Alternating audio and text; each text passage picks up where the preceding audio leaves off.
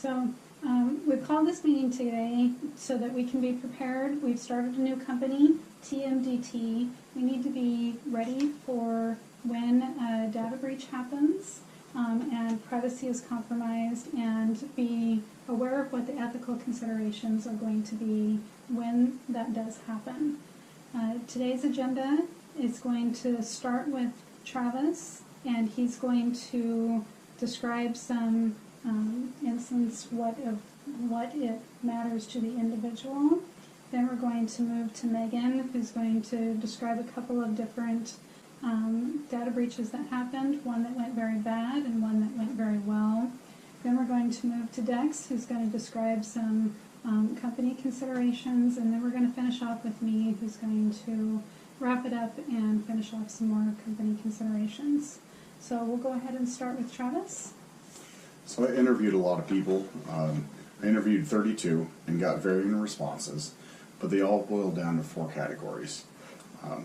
All but one person had experience with a company whose data had been breached, and 2 of them had had their identity stolen as a result of the breached data.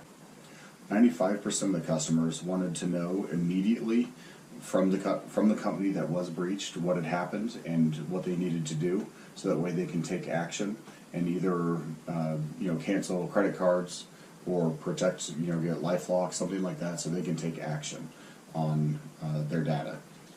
65% of the customers wanted the company to take responsibility, some sort of admission like, hey, I'm sorry that we didn't protect your data better. And then along with that, 50% of them wanted to know the next steps that they're going to do to protect it in the future, because they didn't want to give them more credit card information and more personal data if it's just going to get breached again. So they wanted some sort of plan in place in order to prevent it again. And then 90% of the customers reported that they would want the company to offer some sort of help to correct the action. Again, LifeLock is a well-known company, but something that can monitor their credit and credit card history in order to see if there is something coming from the data breaches.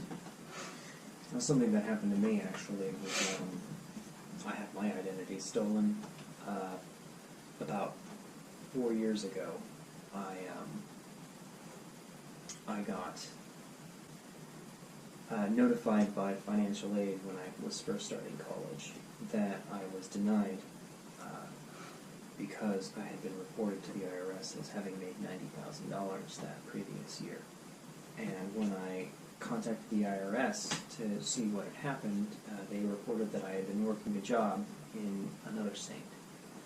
And so they helped me open an investigation, and they found that an individual with a copy of my Social Security card had been working under my name down in California.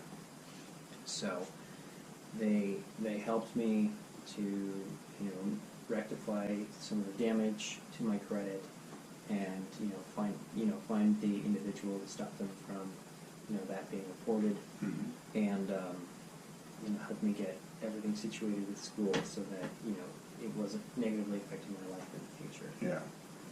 So I think that I can understand where these people are coming from with wanting to see something forward moving and feeling safe. Definitely. Yeah. I had an account of mine that was compromised, and the company really worked hard to make sure that I was able to secure that account, and that any sort of information that could have been compromised was covered. So I think that's really important, that we make sure that we have our customers back. Absolutely. I was part of Home Depot's data breach, where they had a lot of credit card information stolen, and they bought credit monitoring service for everyone that was affected, and I think it was a 1 or 2 year coverage on it. And that felt good to know that they were taking care of things, and I'm okay shopping at Home Depot because they stood behind what they had done. I had something similar happen to me as well, where I had somebody breach into our account and was using our credit card in 3 different areas of the world at the same time, and my bank was on the phone almost immediately. They did a really good job detecting that really fast, and then at the same time, my insurance company was calling because somebody was trying to declare me deceased at the at the same time, it was part of that. And they were all really fast and really on top of it. I was really happy with how quickly they were Great. working on that. Awesome. Sounds like those companies kind of handled that pretty well. One of the things that I found, one of the instances that I was researching on how companies should handle their data breaches. One of them I found was done by Sony with their PlayStation Network. It was just not handled very well in 2011. Basically, what had happened was the company was under attack from hackers. And instead of informing their customers right away, they chose to not inform their customers and more or less sweep that under the rug. That negatively impacted the company, regarding sales and customer loyalty. They did take down some of their paid subscription services right away. However, that didn't stop the people or the hackers that were trying to get to that data. It wasn't only until they brought down the actual servers and brought down their network that they were able to cease those attacks. The company did not inform customers right away, and I think that's super important that they it's an important note that they didn't inform those customers right away. What they did find that was compromised was names, addresses, email addresses, dates of birth, password and login information, and online IDs. But they also found that there could have been a possibility of billing information and security questions that could have been compromised. The fact that they didn't know whether or not that information was compromised is a big point. They didn't have a good inventory of what data that they were holding on to. And during the investigation, they actually found that Sony had unencrypted credit card and debit card information stored in their servers. They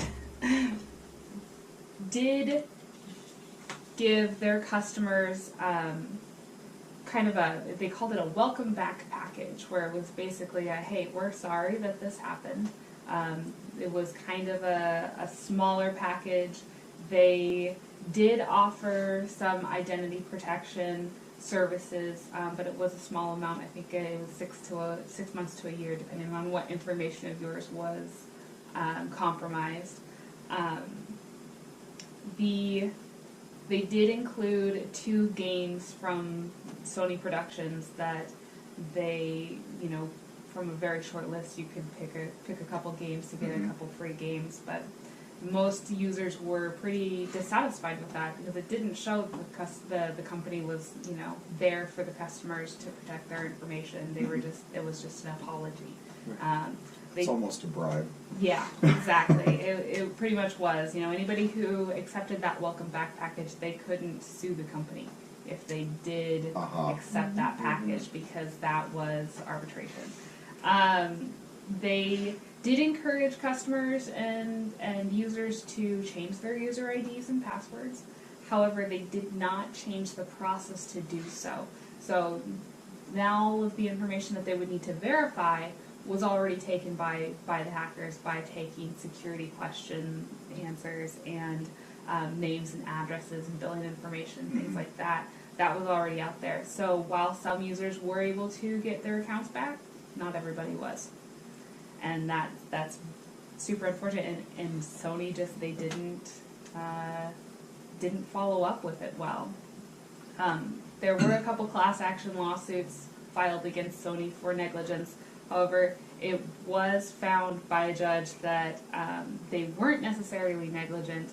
They had told their users in their terms and agreements that they did not have perfect security, and so that was kind of they covered themselves with that, and they did not end up paying anything out. They did end up paying out a little bit of money for identity protection for everyone, but not as much as they probably should have. Mm-hmm.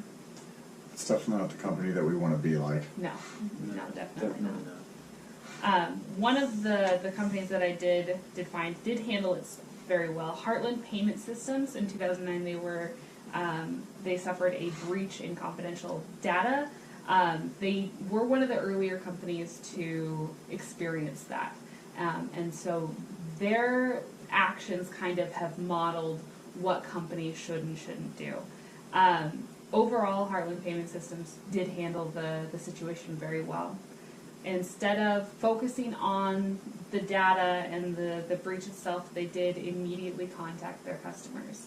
They informed everyone that was effective within just a couple of days. They did keep a very clear inventory of the data that they had on hand. That was something that Sony didn't do. They did not have a clear inventory of the data that they were collecting. They just had it.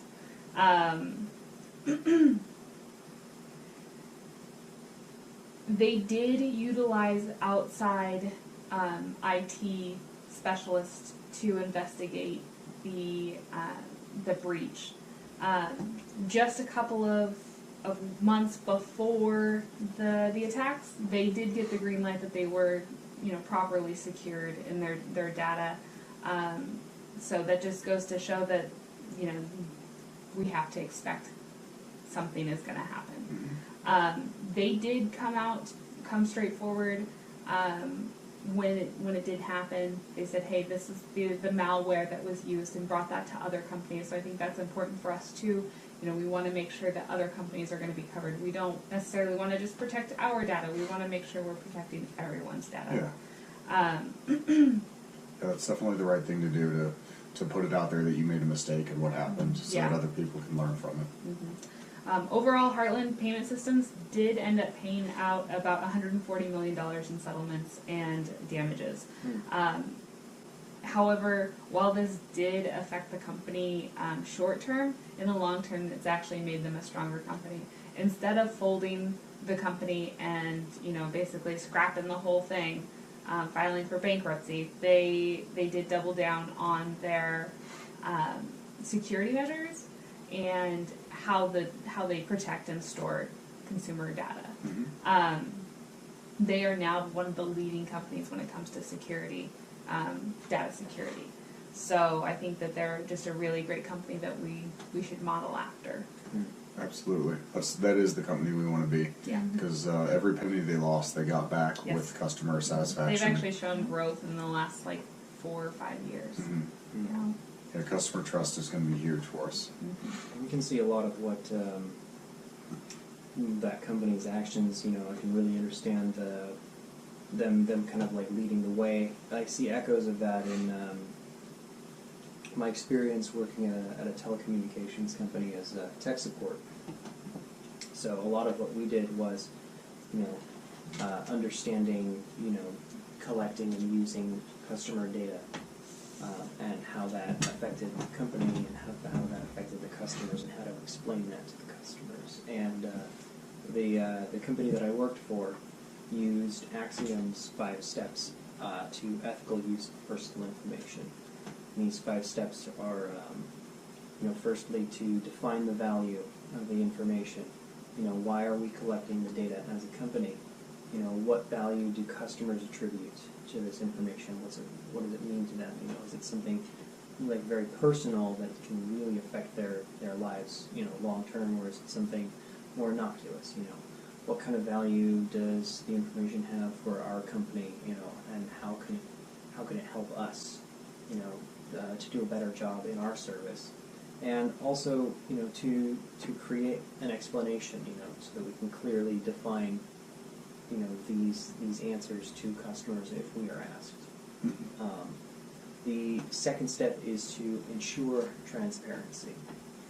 A lot of companies try to bury things in their end user license agreements, like Sony did with their terms and conditions, and that can leave a sour taste. A lot of building brand loyalty through customer confidence is required and achieved through transparency, making sure that customers are aware of our data practices. Giving customers the opportunity to sometimes dictate what information we can and cannot collect from them, is one major step in building that trust and also creating opportunities for customers to learn about the benefits of giving their personal information,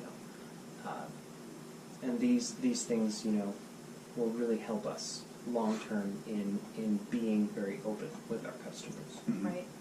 It's also very important to know where the data is coming from.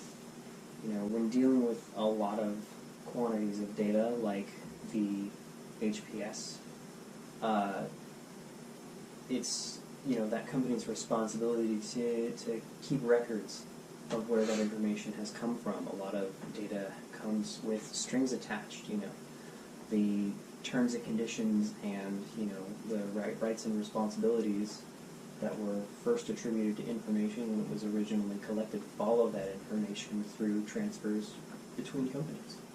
And so having clear and detailed records are extremely important. And then it's also important to establish processes to ensure that those attached permissions are not misused.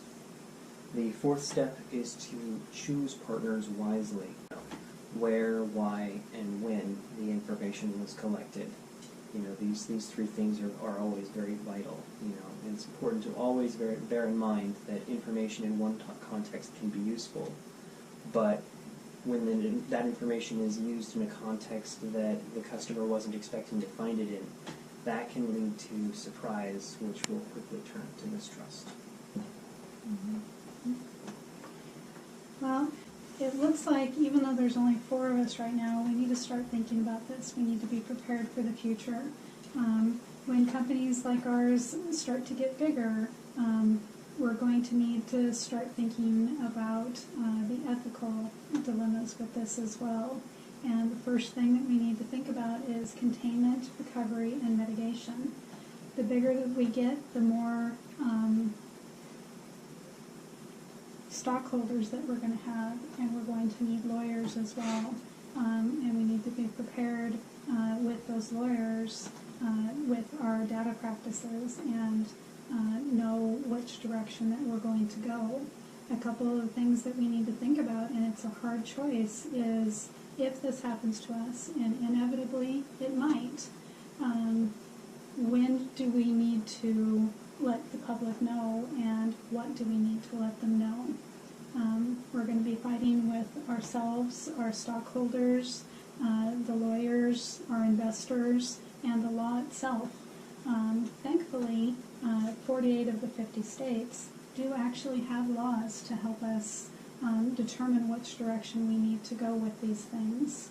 There's laws like the Fair Credit Reporting Act, the Children's Online Privacy Protection Act, and the Online Privacy Protection Act in all of these 48 states, including the District of Columbia, Guam, and Puerto Rico.